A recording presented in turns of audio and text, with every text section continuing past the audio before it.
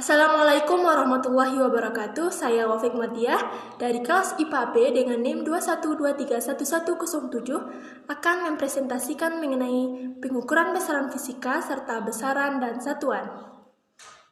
Baiklah, kita akan membahas yang pertama mengenai pengukuran besaran fisika. Sebagaimana yang kita ketahui bahwa fisika merupakan salah satu cabang ilmu pengetahuan yang mempelajari gejala alam dan interaksi yang bisa diungkapkan dengan besaran fisika. Semua besaran fisika itu dapat diukur, sehingga pengukuran merupakan salah satu bagian penting dalam fisika. Sesuai dengan ungkapan seorang fisikawan terkenal yang bernama Lord Kelvin, pernah mengatakan, "When you can measure what you are speaking about and express it in numbers, you know something about it." Yang berarti, bila Anda dapat mengukur apa yang Anda bicarakan dan mengekspresikannya dalam angka, berarti Anda tahu sesuatu tentang hal yang dibicarakan itu. Dalam pengukuran, tentu kita tidak akan lepas dari yang namanya alat ukur, yang mana berfungsi untuk mengukur sesuatu. Contohnya, dalam mengukur panjang kita bisa menggunakan mistar atau penggaris, lalu ada jangka sorong, ada mikrometer sekrup. Untuk mengukur massa kita bisa menggunakan berbagai macam neraca. Lalu untuk mengukur waktu kita bisa menggunakan berbagai macam jam, dan yang paling dekat dengan kita itu ada stopwatch. Contoh dalam pengukuran, seorang anak diminta oleh gurunya melakukan pengukuran panjang pada daun meja. Lalu dia mendapatkan bahwa panjang daun meja sebesar 1,6 meter. Di sini dapat kita ketahui bahwa panjang itu adalah nama satuan, 1,6 adalah nilai dari besaran, rollmeter adalah alat ukur panjang, dan meter merupakan satuan panjang. Dalam fisika, besaran dibedakan atas dua, yaitu besaran pokok dan besaran turunan. Besaran pokok adalah besaran yang satuannya itu telah ditetapkan terlebih dahulu. Kita mengenal ada 7 besaran pokok beserta satuannya dalam standar internasional. Ada panjang, massa, waktu, suhu, kuat arus, intensitas cahaya, dan jumlah molekul zat. Selanjutnya yaitu besaran turunan, merupakan besaran yang satuannya itu diturunkan dari satuan besaran pokok.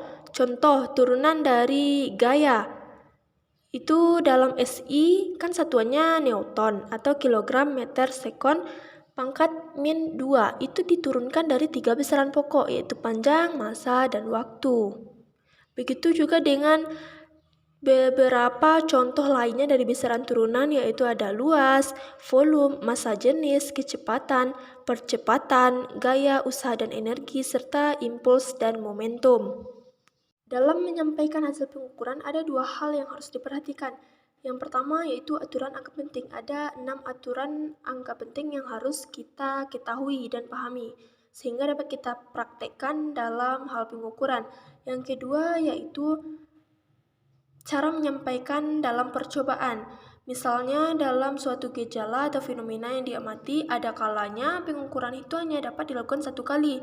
Artinya jika dilakukan sekali lagi maka gejala tersebut akan berubah, sehingga ada beberapa kriteria yang harus diperhatikan.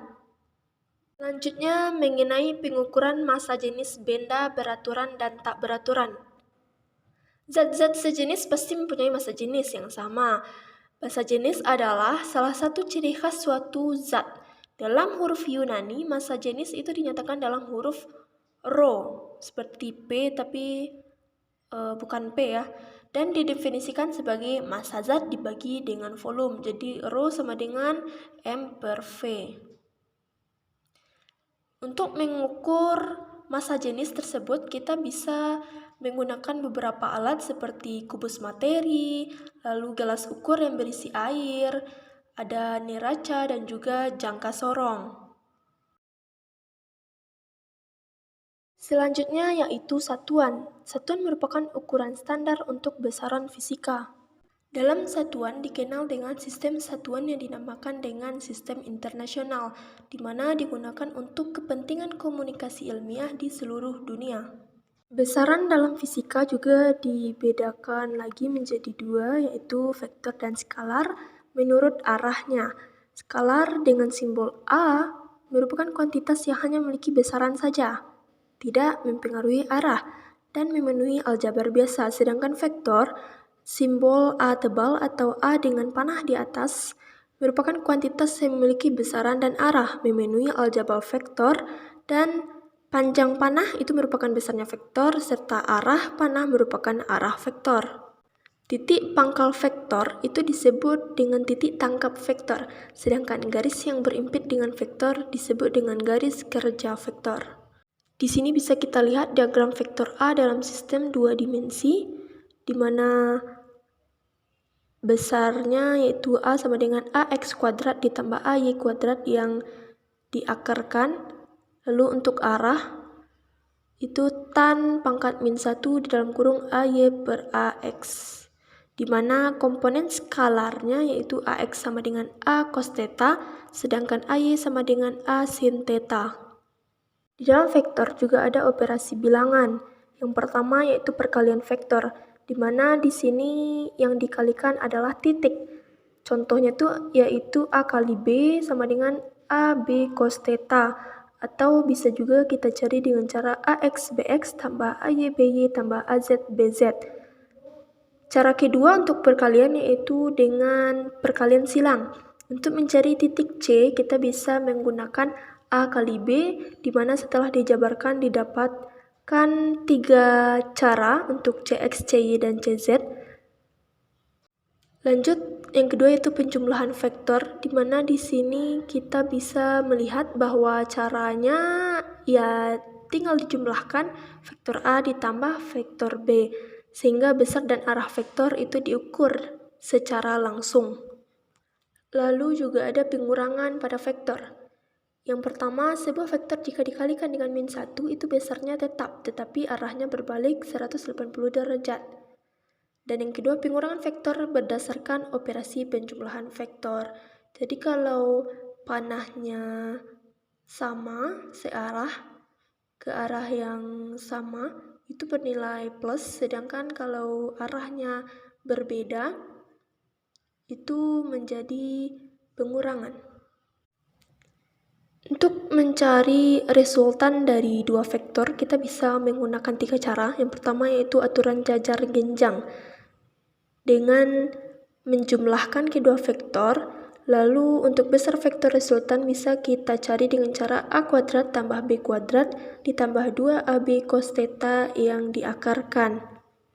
Yang kedua yaitu aturan segitiga, di mana caranya jika diketahui 2 buah vektor, maka 2 vektor ini kita hubungkan sehingga terbentuk garis baru dan terbentuk segitiga, maka itulah disebut dengan aturan segitiga, di mana dengan cara A kuadrat tambah B kuadrat tambah 2AB cos theta yang diakarkan untuk mencari besar vektor C. Dan untuk penjumlahannya, vektor A tambah vektor B ataupun vektor B tambah vektor A itu sama dengan vektor C. Aturan ketiga yaitu aturan poligon. Di sini dapat kita lihat dalam contoh.